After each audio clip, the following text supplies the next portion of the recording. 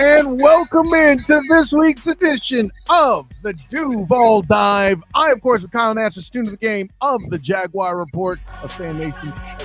And that is the weekly news.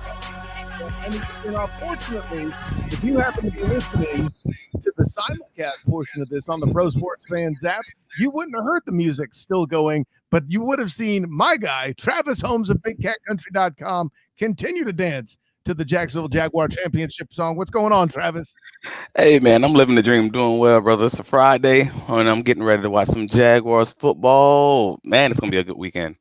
And the premier game of the week upcoming after the bye here, the 49ers head over to EverBank Stadium to the land of Duval to do battle with the Jacksonville Jaguars. And hey, objectively, looking at the slate of the games, I don't care who you're a fan of. If you're an NFL fan, you know that this Duval San Francisco matchup is clearly the best one on the docket, and I don't think it's close. I think the next best one might be Texans Bengals or Browns Ravens. I don't know. I only bring it up because the Texans are in the division. But listen, right down to the brass tacks, Travis, I know there's been so much stuff over the bye week. I see Mitch G in the chat on the Pro Sports Fans app saying it's been so long since there's been a Jags home game. That's true. I haven't been in EverBank since certainly October, the Gardner Minshew beat down there. Uncle Rico's pain is the last game at EverBank Stadium and the second win in EverBank. Opportunity to get above 500 for the first time in EverBank for the Jacksonville Jaguars. And I'm sure the Duval devout are excited to see that 100%. But listen, let's go over some of the news that was. We mentioned it on our Jaguar midseason awards last week on the Duval Dive that there's a new acquisition at the guard spot. I think they're on the offensive line. Travis, tell us a little bit about that. Hey, man, Ezra Cleveland was picked up by Mr. Trent Baalke Ball. I got to give him credit. Again, it's a great move for a 6th-round draft pick to pick up the Baalke Bowl on Saturday. I just thought of that. I mean, oh yeah, no, that's absolutely a thing. It's a Baalke revenge game. We'll call it. But yeah, he ended up picking up Ezra Cleveland from the Minnesota Vikings again for a 6th-round draft pick. And they did announce that Walker Little will be the starting left guard because he's earned the right. And we know he got injured earlier. What was it, in the Buffalo game? At like 11 plays into the game, so he's going through the whole offseason learning both the tackle and guard positions. And they believe that he's better suited at least to start at this current moment in time. So he has the first opportunity to hold on to the position, and we'll see how that goes throughout the season. Yeah, no. So I mean, that's certainly a big deal depth wise. I know that there have been some weaknesses in the interior of the line. Cleveland coming in to kind of fill that gap, I think, was a fantastic thing. Conversely, on the other side there too, the 49ers did make the acquisition of one Chase Young. I think that only makes more important Walker's return. Wasn't he like the 2nd highest graded player according to PFF? I have my feelings about Pro Football Focus. I get it, but I know you're a stat guy, and I think it might have even been on your Twitter feed. I saw it. I forget which, but Walker, at one point or another, he was just damn good as far as his at tackle though, and that was always the biggest piece, was how was that transition going to go from tackle to guard after Cam returned, and we never really got to see it past those first 11 plays. So I'm excited to see how he performs, and more importantly, performs after missing some time against a really good defensive front. It's going to be exciting. Yeah, 100%, and I mean that defensive front is going to be a big point of conversation for sure. Also, if we're sticking to injuries, Trent Williams, a big deal. If you're a 49er fan, you were concerned about the fact that he didn't practice early in the week. Limited practice starting yesterday. Certainly a potential factor should he take the field on Sunday. But Travis, I'll ask you this. Would you feel better about a fully healthy backup or a limited Trent Williams battling Josh Allen. I mean, listen, who really loses here over and above the 49ers is America, because I wanted a bit of that trench warfare. Two premier guys, a guy, by the way, this past Wednesday on the Student of the Game podcast, Josh Allen, the Student of the Game midseason Defensive Player of the Year. So that's a battle we all should have gotten to enjoy and didn't get to. So I don't know. How do you feel about that? Honestly, I could care less. I don't care if the whole team's injured. I'm here for all the wins you can get to get a home field advantage, to get Duval County as many home field Jacksonville Jaguar playoff games as possible, and we'll worry about who's healthy and who's not in the postseason. Nobody cares that San Francisco had a hurt quarterback and everything else, last season. They just say, "Hey, man, who won a Super Bowl? Let's go." Well, I mean, yeah, people want to constantly discredit the 49ers. Oh, they got beat by the Eagles. Did they, though? I don't know. The football guys. And even listen, you can say whatever you want about the my loyalty, or however you want to put it. Like, that would be true for any football team, I dare say. But no, hey, listen, there's a reason why this show is called the Duval Dive. You're all about the Duval Life getting the wins. I can't disrespect. Oh, and to all the fans, just an FYI, Nash, the Jaguars are Nash's second team, but the 49ers are his lifelong team, or his favorite team, I should say. Just an FYI for everyone else. I cover the Jaguars. Them doing well helps me go to cool stuff. So I'm definitely pro Duval wins. There's no. I got you. I just want to make sure. I want to let them behind the curtain when you say your fandom. I'm like, I don't think they know. They need to know that you actually do rep the 49ers. Last week, when my silly self forgot that I was wearing a 49ers hat when I hit record. You may not have seen it on the Pro Sports Fans app, but I can tell you it was very silly. That being said, I mean, let's get into some of the nitty gritty. Now, we don't have game clips from the previous week, unless, let's just put it this way. I tried to get the security feed from the Waffle House to get some shots of Trevor Lawrence eating breakfast. That did not go my way. But if you look in the chat, if you scroll up in the chat, you'll see some of the clips here that Travis and I will be looking at on the YouTube edition of it to kind of follow along there. But there's some interesting stuff that I think you point out in specific to where the San Francisco 49ers defense struggles a little bit. I'm going to play the clip here. Yeah, fire us through that, Travis. What's the stuff you see for the 49ers defense? What weaknesses they have? So as you see that touch, Lenore for the 49ers have given up the 8th most yardage among cornerbacks. So like they are honestly struggling over this past 3 to 4 games against a good, solid, quality receiving core. We obviously believe that the Jaguars have that, so that should be an advantage for the team. Now, I did want to mention that the second-year cornerback, Samuel Womack, he's been on IR, kind of Zay Jones type of game. God. If they're both on the field, pick your poison at that point, 100%. Right, so that is an easy scenario where, hey, this is where we want to target. You target the slot and make him show that he's been better than he has been these last 4 weeks. Additionally, as you see, Joe Burrow has some success running the ball. So for Trevor Lawrence purpose, that same thing into his head and kind of keep this thing moving. But most importantly, stay out of those scenarios where the 49ers are playing more man coverage. You want them in zone. It's a weird thing, but in this case, they've had so many communication breakdowns. You want them in that cover 3 that they used to play. They used to prefer to play. Yeah, I feel like they enjoy and played so much man coverage that when they do get into zone, they seem to be more susceptible to making that coverage breakdown error. If the Duval devout out there need an example of what that looks like, just think Tank Dell in the Texan game. That's what, that's the kind of stuff that I think the Jags can capitalize on with the Calvin Ridley in place, with the Christian Kirk in place. Heavens, if somehow or another Fred Warner is out of position for whatever reason, Evan Ingram has an opportunity to make a big play like that. Well, but if do you remember the Cowboys game from last year? The Jaguars targeted Kevin Joseph so much that he got benched in that game. You pointed that out. I remember. Yeah. Right. That's if the Jaguars are to win, and you're going to know it by probably halftime, middle of the third quarter. That's the kind of scenario I'm foreshadowing to see. I'm seeing they're going to target the mess out of this guy. That there's no way his name is not underlined on a whiteboard somewhere, Oliver's name, and that there's no way they're not saying we're going to make this dude quit today. That should be the game plan. And in light of that, like if you're the 49ers and they're going to attack the guy, does that force you to shy from a zone coverage? Well, they haven't done it. Again, we're talking 4 weeks in a row. It just hasn't been done, and it's been curious because they're still limited with their new defensive coordinator. Because again, the old coordinator's not coaching the Texans.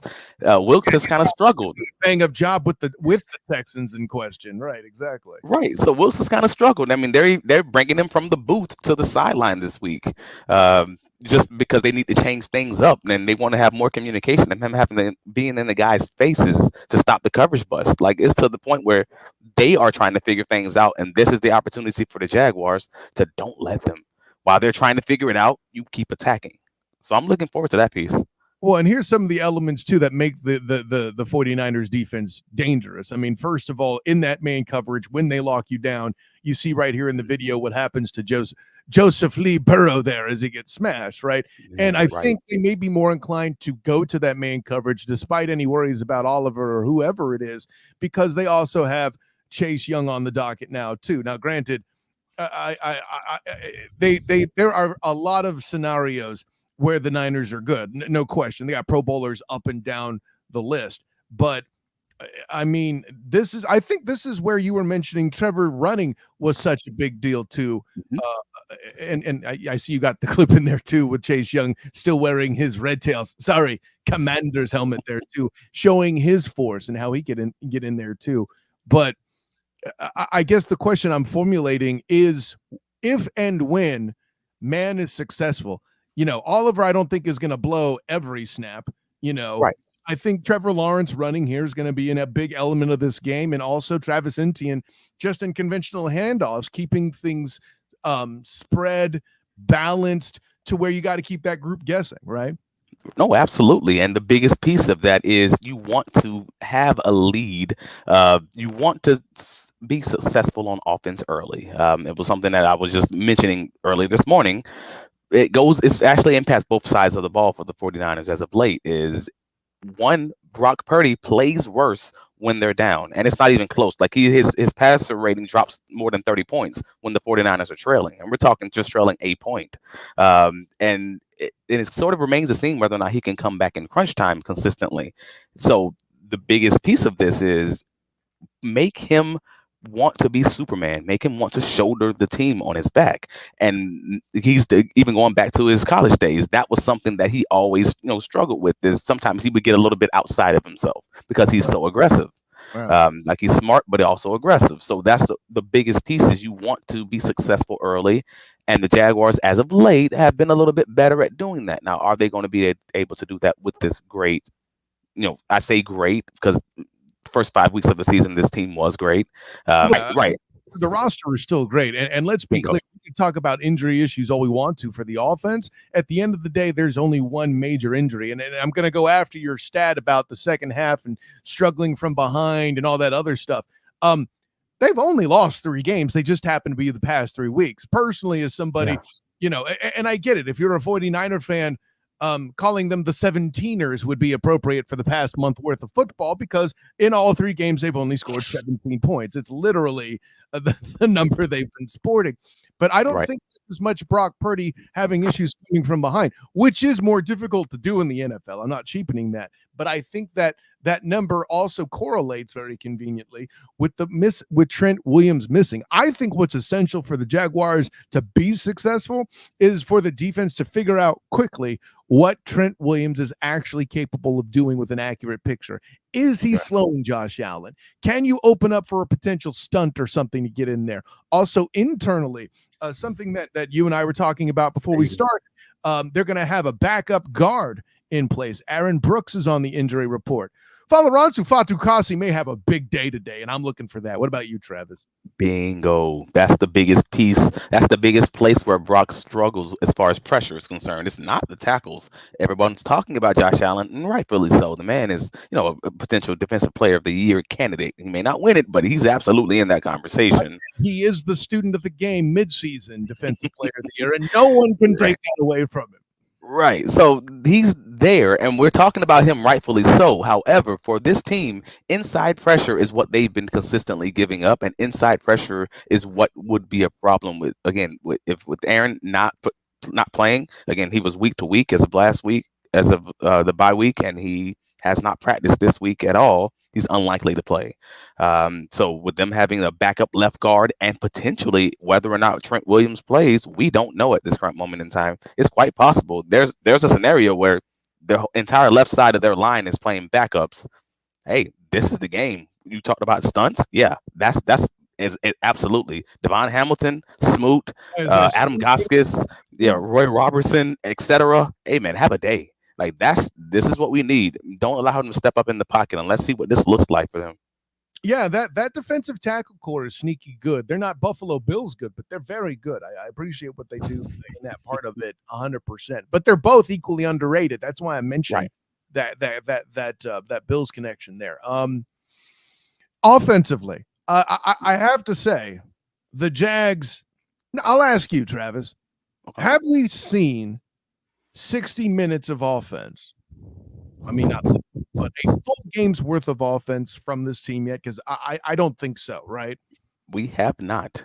And honestly, this is something that Press Taylor kind of admitted yesterday on Thursday in his media availability. I just wrote about it on Thursday on BigCatCountry.com. Yeah, he essentially stated that, hey, we have to be better. There are some things that we just take a look at over the bye week, and at the end of the day, we have to do better, not turning the ball over in those scoring positions. He just basically had that come to Jesus moment, if you will call it, and just, hey, we've left, what was it, 8 turnovers within field goal range in the past 8 games. So essentially, that's the equivalent of we've left 3 to 7 points per game this season on the field, just with those turnovers. We're not even talking about turnovers in other parts of the field. We're talking about literally in field goal range, and a lot of those have taken place inside of the actual red zone. So we are talking significant points that we're just leaving out there and still finding ways to win. That is a showing of a good team, but also a showing of a team that needs to figure that out. Like, we have to figure that out. And if we can have a clean game in which we don't do that, all of a sudden you are talking, all right, this Jaguars team is going to be dangerous, man.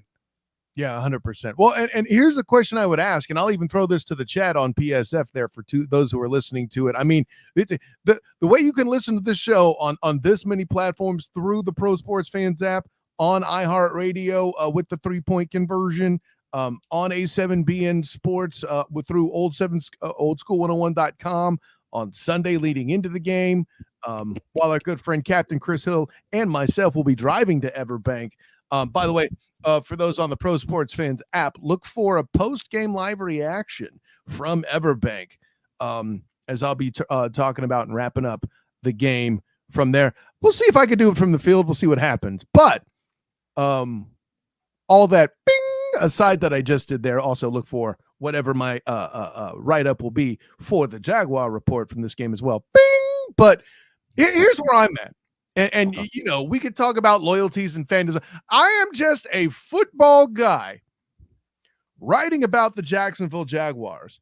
I am looking to do an offense-based article that I haven't had the chance to do since Travis Etienne in week 2 with the Texans. I think I might have done something else where, of course, I have to loosely mention Travis Etienne because he's been amazing. But as far as the weapons go, who do you think, if you morph into Josh Peterson, the guy who wrote the book or a book on offense after winning the Super Bowl with the Eagles, right?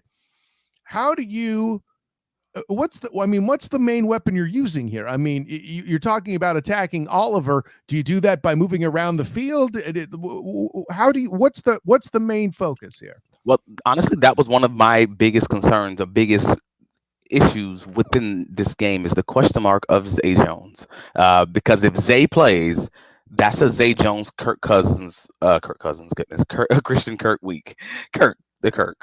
Christian Kirk week, and we've done this. We've done this going back to last year. Everybody knows it walking into a game. Hey, this is a Zay Jones week. This is a Kirk week. This is an Ingram week, etc. You just know it walking into the game, and it's exactly how it happens. Well, that's my preference here. However, the team has struggled significantly in pivoting when Zay doesn't play, or when they prepare the whole week like Zay is going to play and then he gets re-injured or something along those lines, and just press having to figure that out. They just haven't been able to find that third guy who's going to be able to be put in the slot where it is beneficial for Jacksonville because they're coming off the bye week. They've had a full week to figure that out. They at that point you can play more more sets with you have Christian Kirk and Calvin Ridley on the same side, and then you're just targeting whichever one of them is in the slot because they both can play it.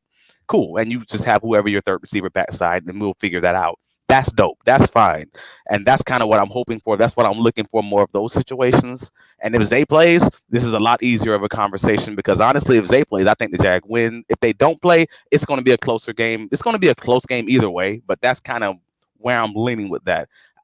Because the Jaguars will need to be able to pass the ball, but they'll need to close the game out running it. So that goes back to Travis Etienne, but that also goes back to who's going to play that slot to be able to truly challenge them in the position that the 49ers have struggled with, again, 4 weeks straight.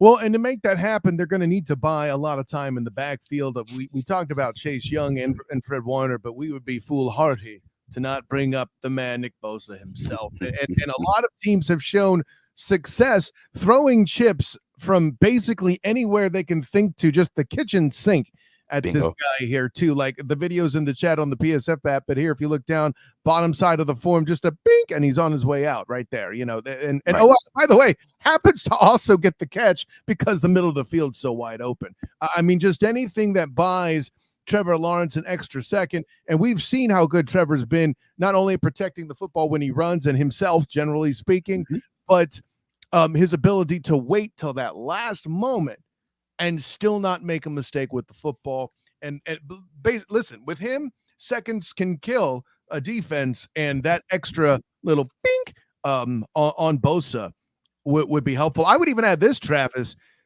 Etienne. Yeah, I didn't want to say. I would even add this, Travis. That would be confusing. I would even add this, Travis. Etienne has been excellent in protection as well. I wouldn't be surprised if he too was utilized in some of this chip action. Anything that could keep him from widening out and blowing past either Anton Harrison or Cam Robinson, whatever it is, wherever it is they line him up, however that might work out. And with that in mind, listen, I think the trial by fire for Harrison continues, whether he's getting Chase Young or Nick Bosa. Not a simple assignment. Another big day for the rookie where he's going to need to step up big.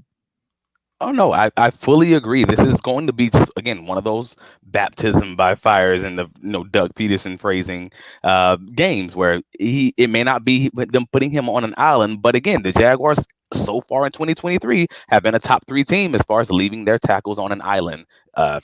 It's as weird as it is, it's been the case. And whether or not they're struggling, whether or not they're doing well, this is kind of what they've shown us they're going to do. And unless that's changed over the bye week, unless they've done some self-scouting and figured out maybe we need to do it for this game because they have a guy on both sides or something along those lines, that's probably what we should expect. So this is a game where it's going to be mano a mano. Are you going to be able to beat, these dominant defensive, the dominant edges? And that's going to be an interesting one-on-one battle. And also Trevor getting the ball out quickly. That might be the whole New Orleans Saints matchup game plan where it needs to be 2.5 seconds every time, or just running that ball like kind of what we talked about earlier. And then maybe you catch him sitting up and you get Ridley over the top. And then I would also say as a side note too, that Trevor's running ability has been huge in his protection as well. Because if you do overcommit, maybe you beat Anton Harrison or Cam Robinson outside. You do then leave a giant gap in the 3 or 5 hole there, and Trevor has shown he could take advantage and get those extra yards, especially if Fred Warner's bailing out to cover Evan Ingram. I can't front on that. You're only saying Fred Warner, but we're forgetting about the other the other linebacker for San Francisco. I forget. I'm drawing a blank, but he's the top coverage linebacker in the NFL. He's the Sam linebacker for San Fran. And I'm drawing a blank right now, and it stinks because I had it written down earlier, and I think I just might have deleted it by mistake. But nevertheless, he has a 91 rating of on PFF. He's the best coverage linebacker in the NFL. And that's a big matchup. Sometimes this is going to come down to the best guys versus the best guys. So I'm looking forward to it, man. Again, it's going to be a great thing. But can I just say this last piece is the biggest opportunity in this game that we just didn't have a chance to talk about, and I just want to just quickly mention it.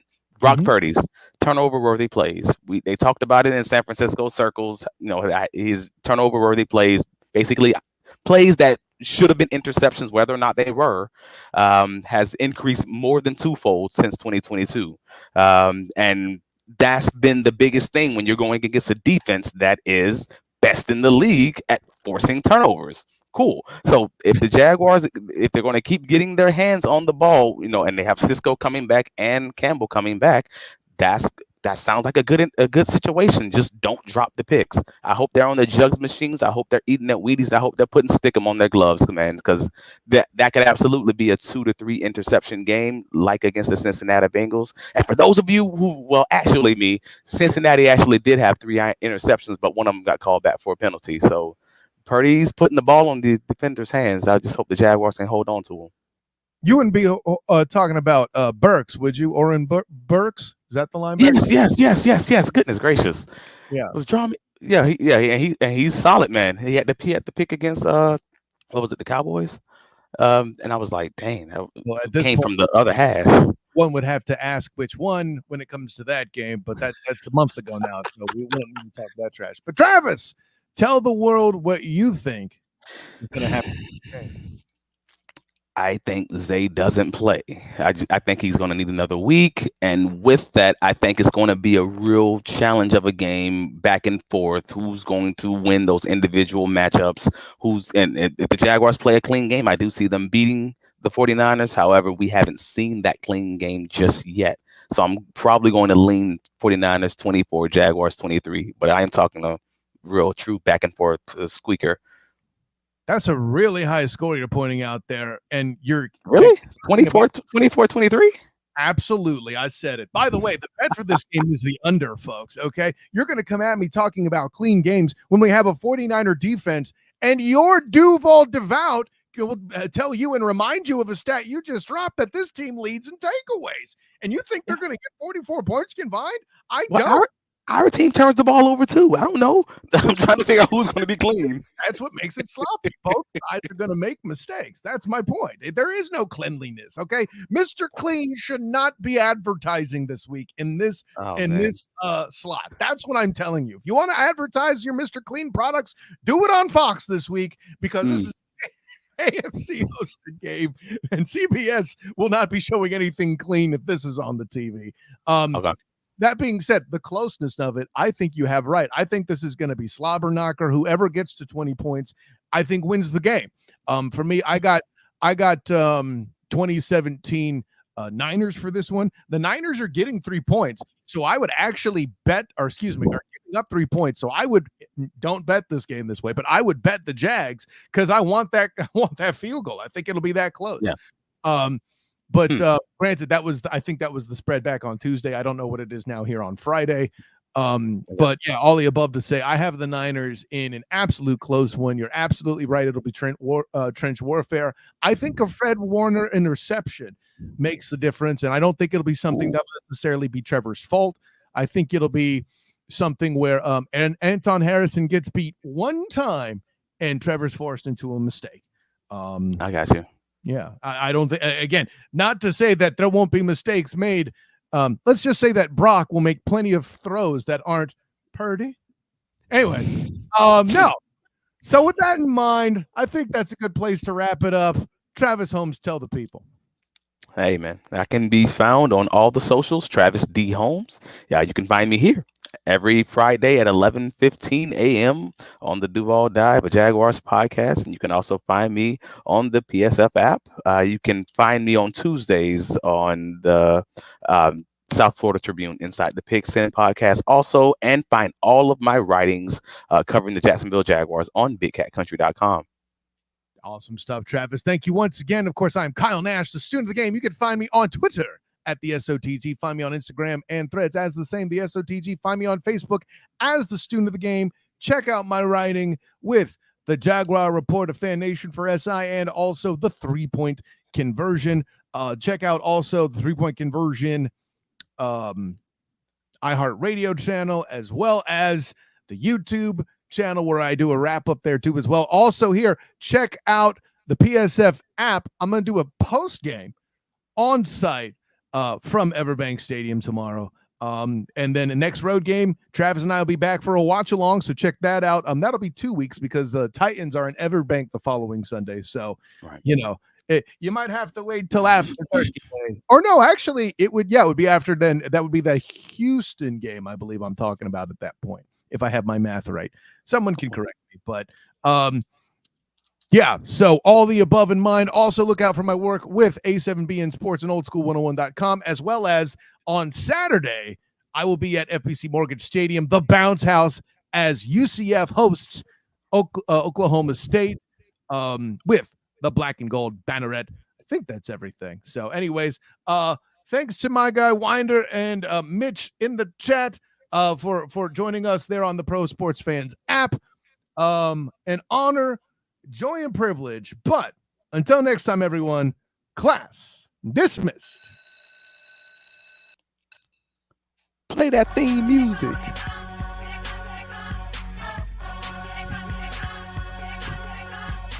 Everybody on the app don't hear the music. Come on.